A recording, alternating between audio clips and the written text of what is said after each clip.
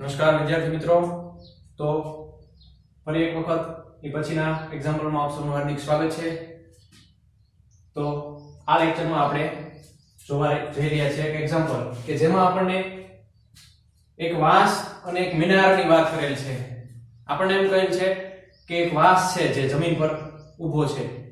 સૂર્યના પ્રકાશના લીધે વાંસ, જો અહીંયા સૂર્ય છે, માનો કે અહીંયા વાંસ પડેલો છે, તો સૂર્યનો પ્રકાશ આવશે એ વાંસ પર પડશે અને વાંસ પર સૂર્યનો પ્રકાશ પડવાથી, વાંસ એટલે વાંસળો, જે ઓલો આપણે શું કહેવાય માંડવોને બનાવવા માટે, પ્રાણીઓના જે ઉપરના માંડવો બનાવવા માટે ઓલા વાંસનો ઉપયોગ કરીએ છીએ ને, એ વાંસની વાત છે, વાંસ। તો વાંસ આમ ઊભો છે જમીન પર, તો સૂર્યનો પ્રકાશ આવશે વાંસ પર, તો વાંસ ઉપર પ્રકાશ પડશે તો વાંસની જે જેટલો સરફેસ, જેટલો એરિયા છે એટલો પડછાયો પણ જમીન ઉપર પડશે। તો જે સમયે સૂર્યનો પ્રકાશ વાંસ પર પડે છે ત્યારે વાંસનો થોડો કંઈક પડછાયો પડે છે, તો એની માપ, વાંસની ઊંચાઈ અને એના પડછાયાની લંબાઈ એ આપણને આપેલી છે। ત્યારબાદ એમ કહે છે કે એક મિનાર છે। મિનાર એટલે કુતુબ મિનાર, તમે નામ સાંભળેલું છે, એવો જ એક મિનાર છે, પણ કુતુબ મિનાર નથી, આ બીજો એક મિનાર છે। તો એ મિનાર છે એ જ સમયે જ્યારે વાંસનો પડછાયો આપણને કેટલો આપેલો છે, વાંસ એક 6 મીટર ઊંચા જો રકમ જ જોઈ લઈએ, એક 6 મીટર ઊંચા શિરોલંબ વાંસનો, એટલે કે 6 મીટર ઊંચાઈની લંબાઈ વાળો એક વાંસ છે। એક વાંસ છે, આકૃતિ દોરીએ, ચાલો, એક વાંસ છે, વાંસ, તો એની ઊંચાઈ કેટલી આપણને આપેલી છે, 6 મીટર ઊંચાઈ વાળો એક વાંસ છે। જમીનથી ઊંચાઈ હશે ને, તો આ નીચે હશે જમીન। પછી એક 6 મીટર ઊંચા શિરોલંબ વાંસ, જો શિરોલંબ છે જમીન સાથે, એટલે અહીં કાટખૂણો બનાવશે જમીન સાથે, તો ખાસ ધ્યાન રાખવાનું, આડો કે અવળો નથી, સીધો જ છે જમીન પર, એટલે અહીંયા કાટખૂણો બનાવશે જમીન સાથે। જમીન પર પડતો પડછાયો 4 મીટર લાંબો છે, તો આ વાંસનો પડછાયો, અહીંયા સૂર્ય છે માનો કે ઉપર, તો ઉપર સૂર્યનો આમ પ્રકાશ પડે છે, તો સૂર્યનો પ્રકાશ વાંસ પર પડશે તો વાંસનો પડછાયો જમીન પર પડશે ને। તમે માનો કે આમ સવારે સૂર્ય ઉગે ત્યારે આમ તમે ઊભા રહી જાવ ને સામે, આમ ઊંધું જોઈ, સૂર્ય તમારી માથા ઉપર પડી રીતે, તો તમે આગળ જોઈ શકશો કે તમારો પડછાયો જમીન પર પડતો હશે। જેમ જેમ સૂર્ય ઉપર આવતો જશે, દિવસ ઉગતો જશે, એમ તમારો પડછાયો ટૂંકો થતો જશે। તો આ એક સમયની વાત છે, ક્યારેય કહેલ નથી, પણ જ્યારે એક સમયે સૂર્ય ઉગે છે ત્યારે આ વાંસનો પડછાયો જમીન પર 4 મીટર પડે છે, 4 મીટર। તો આપણે આને આમ જોડી દઈએ તો ત્રિકોણ બની જાય આપણને, તો આપણે સરળતા પડે જવાબ મેળવવામાં। તો આ એક ત્રિકોણ બની ગયો। આ શું છે, વાંસ છે, વાંસની ઊંચાઈ આપણને 6 મીટર આપેલી છે, આ છે એનો પડછાયો કે સૂર્યપ્રકાશના લીધે વાંસનો પડછાયો પડે છે 4 મીટર। તો આવી રીતની રચના થાય છે, અને વાંસ છે શિરોલંબ। તો હવે આગળ જોઈએ, તો એ જ વખતે એક મિનારનો પડછાયો 28 મીટર લાંબો છે। એ જ વખતે, ખાસ નજર કરજો, એ જ વખતે, એ જ સમયે, સમયમાં કોઈ પણ જાતનો ફેરફાર નથી। જો એ સમયની બદલે એ સમય પહેલા અથવા પછી કહેલ હોય ને, તો પડછાયાની લંબાઈમાં ફેરફાર થઈ શકે છે। જો આપણે અહીં ઉદાહરણ લઈએ, માનો કે અહીંયા 11 વાગ્યા છે, 11 વાગે એટલે સૂર્ય એકદમ ઉપર કરતા થોડો દૂર હોય, 12 વાગે છે ને આપણને ખ્યાલ છે, 12 વાગે એકદમ સૂર્ય ઉપર આવી જાય આપણે, તો પડછાયો સાવ નાનો હોય, તો 11 વાગે થોડો કામ હશે, તો માનો કે 11 વાગે સૂર્ય અહીંયા હશે, તો આ રીતનો પડછાયો પડે, એનો સૂર્યનો પ્રકાશ આપણી પર પડે, તો આપણો પડછાયો ક્યાં પડે, અહીંયા, એટલે આ રીતનો પડછાયો પડે, એટલો ટૂંકો પડે, બહુ લાંબો ન પડે। અને જેમ જેમ સવારે જે ઉગતો સૂરજ હોય આપણો પડછાયો કેવો હોય, લાંબો હોય, જેમ જેમ સૂર્ય ઉપર આવતો જાય આપણો પડછાયો કેવો થતો જાય, ટૂંકો થતો જાય। માનો કે સૂર્ય અહીંયા હોત, અહીંયા, તો આ પ્રકાશ પડે તો પડછાયો ઠેઠ ક્યાં જાત, અહીંયા સુધી જાત, પણ જેમ જેમ સૂર્ય ઉપર આવતો જાય એમ શું થતું જાય, પડછાયો ટૂંકો થતો જાય।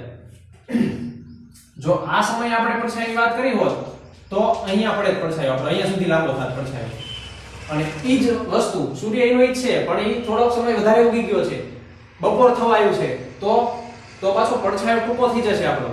એટલે જો સમયમાં ફેરફાર થાય તો પડછાયાની લંબાઈ પણ કેવી થઈ જાય, ઘટી જાય। એટલે અહીંયા ઉલ્લેખ કરેલ છે કે એ જ વખતે, એક જ સમયની વાત છે આ, કે જ્યારે વાંસનો પડછાયો જમીન પર 4 મીટર પડે છે, ઈ જ સમયે મિનારનો પડછાયો જમીન પર 28 મીટર પડે છે। તો અહીંયા આપણે મિનાર દોરીએ, આની કરતા તો લાંબો થશે ઓબ્વિયસલી, કેમ કે આ 4 મીટરનો પડછાયો છે, તો મિનારનો તો પડછાયો 28 છે, એટલે મિનાર તો કેટલો ઊંચો હશે ને। તો અહીંયા આપણે મિનાર દોરીએ, આ મિનાર છે, આકૃતિ હું મિનાર જેવી નથી દોરતો, તમારે સમજી લેવાનું કે આ મિનાર છે, બરોબર છે? ધારી લેવાનું કે આ એક શું છે? મિનાર છે. જ્યારે એનો પડછાયો છે આ કેટલો છે?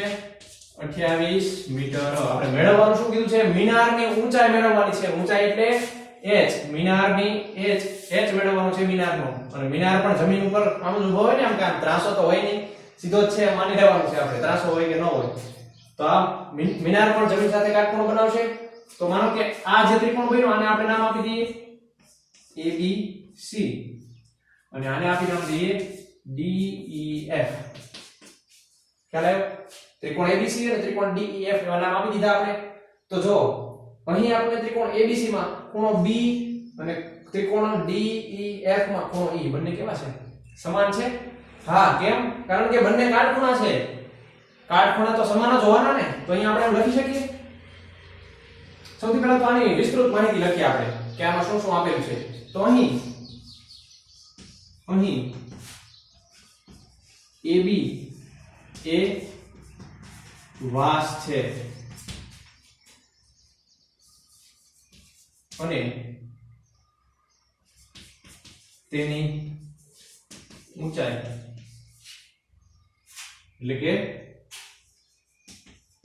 એટલે AB બરાબર કેટલી આપેલ છે? 6 મીટર છે. ઊંચાઈ h, AB બરાબર 6 મીટર છે. હવે BC એ વ્યાસનો જમીન પર પડતો શું છે? પડછાયો છે. પડછાયો છે અને તેની લંબાઈ એટલે કે BC બરાબર 4 મીટર આપેલ છે. છે ને આપણે આપેલ છે એમ જ કહીએ ને, આપણે કે આપણી સાથે મેળવ્યું છે.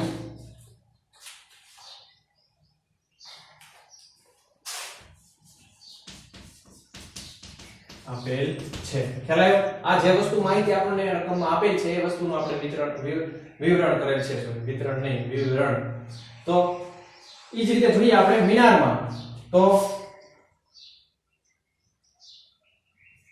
ધારો કે DE એ મિનાર છે. DE એ મિનાર છે એવું ધાર્યું આપણે, કેમ કે એનો કઈ આપણને ઉલ્લેખ કરેલ નથી શું છે શું નહીં. આપણે ધાર્યું કે DE મિનાર છે અને EF એ મિનારનો પડછાયો છે. અહીં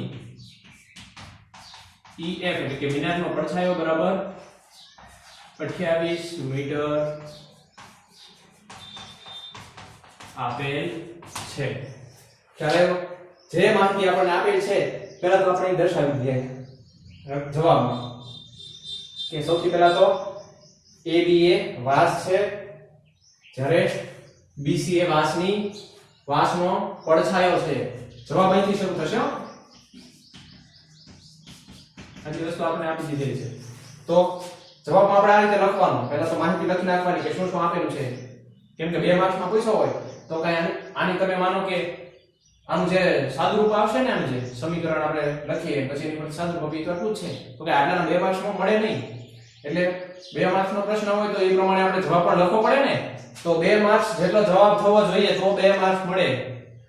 આનો જવાબ 2 લીટીમાં પણ આવી જાય, પણ આપણે એ ખાસ ચકાસવું પડે કે આ પ્રશ્નો કેટલા માર્ક્સમાં પૂછેલો છે. તો એ પ્રમાણે જવાબ તો હોવો જોઈએ. માનો કે 4 માર્ક્સમાં પૂછ્યો હોય તો એનો જવાબ એવડો મોટો થવો જોઈએ. ભલે એનો 2 સ્ટેપમાં જવાબ આવી જતો હોય, પણ 2 સ્ટેપમાં જવાબ તમે લાવી દો તો એના 4 માર્ક્સ તો ન જ મળે ને. એમ 2 માર્ક્સ જો કે 2 સ્ટેપનો હોય 4 માર્ક્સમાં પૂછાય પણ નહીં, પણ 2 માર્ક્સમાં પૂછ્યો છે તો આનો જવાબ થોડા અમથામાં આવી જાય છે. તો એટલામાં કે 2 માર્ક્સ મળે નહીં. એટલે આપણે બધું વિવરણ કરવું પડે, બધી માહિતી જે આપેલ છે એ દર્શાવવી પડે, ત્યારબાદ આપણે સમીકરણ મૂકી અને કિંમત મૂકીને જવાબ લાવવો પડે. તો ચાલો હવે સૌથી પહેલા જોઈએ તો b અને e બંને સમાન છે. આપણે હમણાં વાત કરી થોડી વાર પહેલા કે b અને e સમાન છે કારણ કે બંને કેવા છે કાટખૂણા. તો અહીં ખૂણો b = ખૂણો e છે. શું કામ? તો કે કાટખૂણા છે, બંને કાટખૂણા છે એટલે બંને સમાન જ થવાના છે b અને e. હવે મારે ખૂણો a અને ખૂણો d બંને સમાન દર્શાવવા હોય, કેમ કે કોઈ પણ એક ખૂણો સમાન તો દર્શાવવો પડશે ને, એમને તો કેમ થશે ખાલી એક ખૂણા ઉપરથી થાય નહીં. આપણે કોઈ પણ શરતનો ઉપયોગ કરવો હોય તો કઈ કઈ શરત આપણે ભણ્યા? બા શરત, ખુ શરત, બાકુ શરત અને ખુ શરત. તો અહીં ખાલી એક જ ખૂણો છે તો હજી એક ખૂણો મને મળી જાય તો હું ખુ શરત પ્રમાણે બંનેને સમરૂપ ત્રિકોણ સાબિત કરી દઉં. તો મારે હજી એક ખૂણો સમાન છે, બંને અનુરૂપ ખૂણાઓ સમાન છે એવું મારે સાબિત કરવું પડે, અથવા તો AD અને CF બેમાંથી કોઈ પણ એક ખૂણા મારે સમાન સાબિત કરવો પડે. તો ચાલો A અને D ને હું સમાન સાબિત કરું. તો અહીંયા સૂર્ય છે, માનો કે અહીંયા સૂર્ય છે, તો સૂર્યનો પ્રકાશ આ બંને એક જ જગ્યાએ છે બાજુ બાજુમાં. આપણે ભલે આકૃતિ એક અહીંયા દોરીને એક અહીંયા દોરી તો સૂર્યનો પ્રકાશ આનો સીધો ઉપર પડશે, આનો આમ ત્રાસો પડશે એવું ન હોય. સૂર્યનો પ્રકાશ એક સમયે બધી જ વસ્તુ પર એક સરખા જ એંગલથી પડે. સૂર્યનો પ્રકાશ જ્યારે જમીન પર પડે ને તો હું અહીંયા હોય કે હું ભાવનગર હોય અથવા હું રાજકોટ હોય, કોઈ પણ જગ્યાએ હોય, સૂર્યનો પ્રકાશ એક સમયે બધા ઉપર એક સરખા જ ખૂણે એક સરખા જ કોણથી પડશે. એટલે બધાયનો પડછાયો એક સરખા જ ખૂણાથી આમ પડવાનો છે, એક જ સરખાઈ લંબાઈ.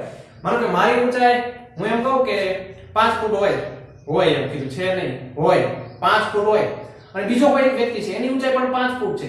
હું અહીંયા ઊભો છું ગુજરાતમાં, હાલ ઈ વ્યક્તિ ઊભો હોય દિલ્હીમાં. તો જ્યારે સૂર્ય બહુ વધારે ડિસ્ટન્સ વધી જાય તો ફેરફાર પડે. તમે એમ કહો કે આમ બીજા દેશનું નામ દો કે જ્યાં સૂર્યોદય વહેલો થતો હોય ને આપણે ભારતમાં પણ થોડોક ડિસ્ટન્સ દૂર હોય. માનો કે હું અહીંયા છું મધ્યપ્રદેશમાં છે, આપણે બહુ દૂર નથી જવું, હું અહીંયા ઊભો છું, ઈ મધ્યપ્રદેશમાં છે, મારી ઊંચાઈ 5 છે, એની ઊંચાઈ પણ 5 મીટર જ છે.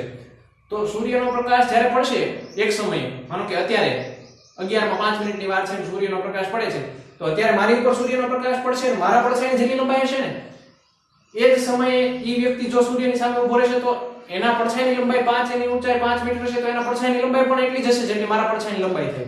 કારણ કે બંનેની ઊંચાઈ સમાન છે. સૂર્ય હંમેશા એક સમયે એક સમાન ઊંચાઈની વસ્તુ ઉપર જ્યારે એક સરખો જ ખૂણો બનાવે, એટલે કે આ જે સૂર્યનો કોણ બને ને આ ખૂણો એ એક સરખો જ બને બધા એક પડછાયા માટે. તો અહીંથી સૂર્ય હોય તો આ સૂર્ય વસ્તુ સાથે જે ખૂણો એના પ્રકાશ દ્વારા જે ખૂણો બને આ ખૂણો કેવો બનવો જોઈએ? સમાન જ બનવો જોઈએ ને, કારણ કે એક જ સમયની વાત કરેલ છે. તો એ પરથી આમ લખી શકું ખૂણો A બરાબર ખૂણો D. શું કામ? સૂર્ય પ્રકાશ દ્વારા એક જ સમયે બનતો ખૂણો. તો બંને સમાન જ હોય એટલે મેં A અને D બંનેને સમાન દર્શાવી દીધા. હવે જો B અને E પણ સમાન અને A અને D પણ સમાન સાબિત કર્યા આપણે. તો કોઈ પણ ત્રિકોણમાં બે ખૂણા સમાન હોય તો આપણે અહીં શરત ખુ પરથી શરત ખુ શું કહે છે? એક ત્રિકોણનો કોઈ ખૂણો બીજા ત્રિકોણનો કોઈ ખૂણો તેને અનુરૂપ ખૂણો, એ જ રીતે એક ત્રિકોણનો બીજો ખૂણો બીજા ત્રિકોણનો તેને અનુરૂપ બીજો ખૂણો બંને જો સમાન હોય તો શરત ખુ મુજબ બંને ત્રિકોણ સમરૂપ ત્રિકોણ થાય. તો હું અહીંયા આમ દર્શાવી દઉં કે ત્રિકોણ A B C સમરૂપ ત્રિકોણ D E F બંને ત્રિકોણ કેવા થઈ ગયા? સમરૂપ થઈ ગયા. તો જો બંને ત્રિકોણો સમરૂપ હોય તો આપણે સમરૂપતાની શરત શું જોઈ? સમરૂપ ત્રિકોણના ત્રણે ત્રણ ખૂણાના માપ સમાન હોય છે અને તેની બાજુઓના ગુણોત્તર સમાન હોય છે, એટલે કે બાજુઓ સમપ્રમાણમાં હોય છે. તો જો બાજુઓ સમપ્રમાણમાં હોય તો એનો મતલબ એમ થશે કે આની પ્રથમ ત્રિકોણની પહેલી બાજુ ABC અને DEF ત્રિકોણની વાત કરેલ છે, તો ABC ત્રિકોણની પહેલી બાજુ એટલે કે AB અને તેને અનુરૂપ બાજુ DEF માં તેને અનુરૂપ બાજુ કઈ થશે? DE થશે. તો AB અને DE નો ગુણોત્તર અને પ્રથમ ત્રિકોણ ABC માં બીજી બાજુ BC અને બીજા ત્રિકોણ DEF માં તેને અનુરૂપ બાજુ EF નો ગુણોત્તર અને પ્રથમ ત્રિકોણમાં ત્રીજી બાજુ AC અને બીજા ત્રિકોણમાં AC ને અનુરૂપ બાજુ DF એનો ગુણોત્તર. તો ત્રણે ત્રણ બાજુઓના ગુણોત્તર સમાન થવા જોઈએ જો સમરૂપ હોય તો હા, સમરૂપતાની શરત એમ કહે છે કે જો બંને ત્રિકોણો સમરૂપ હોય તો તેના ખૂણાઓ સમાન હોય અને તેની બાજુઓના ગુણોત્તર પણ સમાન હોય. તો અહીં આપણે મેળવવાનું શું છે? તો જો તમને એમ થશે કે ત્રણે ત્રણ બાજુ ક્યાં? જો આપણે આ બાજુની તો કઈ જરૂર છે જ નહીં, કેમ કે બેમાંથી એક પણ માપ આપેલ છે નહીં. આપણને ફક્ત બે જ બાજુઓના માપ આપેલા છે. તો જે વસ્તુ આપણને આપેલી હોય અને જે માહિતી મેળવવાની હોય એ જ બાજુનો ઉપયોગ કરવાનો. તમે AC અને DF નો ઉપયોગ કરો આમાં તો જવાબ આવે નહીં. આપણને જે બાજુ આપેલી હોય અને જે બાજુમાં આપણે ઊંચાઈ અથવા લંબાઈ માપ જે મેળવવાનું હોય છે ત્રિકોણમાં, તો ઈ બે બાજુઓનો ઉપયોગ કરવાનો. તો અહીં પહેલી બાજુ કઈ છે? AB. તેથી AB ને અનુરૂપ બાજુ કઈ થશે? DF. DE is equal to પ્રથમ ત્રિકોણની બીજી બાજુ છે BC. તો BC ને અનુરૂપ બાજુ થશે EF. આવું થશે. પ્રથમ બાજુ અને તેને અનુરૂપ બાજુનો ગુણોત્તર, બીજી બાજુ અને તેને અનુરૂપ બાજુનો ગુણોત્તર સમાન થશે. શું કામ? કારણ કે સમરૂપ ત્રિકોણ છે. ત્રિકોણની બાજુઓ, સમરૂપ ત્રિકોણની બાજુઓ છે એટલે ગુણોત્તર કેવો હોય? સમાન હોય. ચાલો હવે કિંમત મૂકીએ આપણે. AB આપણને શું આપેલું છે? 6 મીટર. તો AB આપણે લખીએ 6. DE કેટલું છે આપણી પાસે? DE એટલે ઊંચાઈ છે, મિનારની ઊંચાઈ છે. એ તો આપણે મેળવવાની છે, એ આપણને ખ્યાલ નથી, આપણે h લીધો છે. BC કેટલું છે આપણી પાસે? 4 મીટર છે. BC નું માપ છે 4 મીટર. અને EF છે આપણી પાસે 28. તો જો તો હવે શું થશે? તો ચોકડી ગુણાકાર થશે બંને બાજુ. આ છે અહીંયા ગુણાશે અને h છે સામે ગુણાશે. અને તમારે એમ ન કરવું હોય તો તમે પેલા આને જો આને ઉડાડી શકો તમે. 28 ક્યાં આવે? 4 ના ઘડિયામાં. તો 7 28 થશે. હા થશે. તો 7 ચોક 28. તો વધ્યું શું? 6 ના છેદમાં h is equal to 1 ના છેદમાં 7. હવે હું કરું ચોકડી ગુણાકાર તો મને હાવ સરળ પડશે ને. જો અહીંયા 7 છે ઉપર ગુણાશે એટલે આ h છે અહીંયા 1 સાથે ગુણાય એટલે h ગુણ્યા 1 એટલે h થશે. અને આ 7 ને 6 અહીંયા ગુણાશે એટલે 6 ગુણ્યા 7. મેં h ને આ બાજુ લખ્યો છે, આ જાય સામે અને આ જાય આ બાજુ, પણ મેં h ને આ બાજુ લખ્યો છે ને. તો 6 સત્તા 42. તો h બરાબર 42 મીટર. કેમ કે આપણને ઊંચાઈ આપેલ છે મીટરમાં, તો ઊંચાઈ આપણને શું મળી? 42 મીટર. તો અહીંયા જવાબમાં લખવાનું આથી મિનારની ઊંચાઈ 42 મીટર હશે. ખ્યાલ આવ્યો વિદ્યાર્થી મિત્રો? સાવ એટલે સાવ સરળ છે ને. કોઈ પણ જાતનું એક પણ સ્ટેપ અઘરું છે આમાં? સાવ એટલે સાવ સહેલું છે, કાંઈ પણ અઘરું નથી. તો આવા એક્ઝામ્પલ આપણને 2 માર્ક્સમાં પૂછી શકે તો તમે સારી રીતે જવાબ લખી શકો. તો ચાલો આ આપણો થઈ ગયો એક્ઝામ્પલ પૂરો. તો તમે આ તમારી નોટ્સમાં ઉતારી લેજો બધા જ એક્ઝામ્પલ. અને આ લેક્ચર માટે આપણે આટલું રાખીએ. નમસ્તે.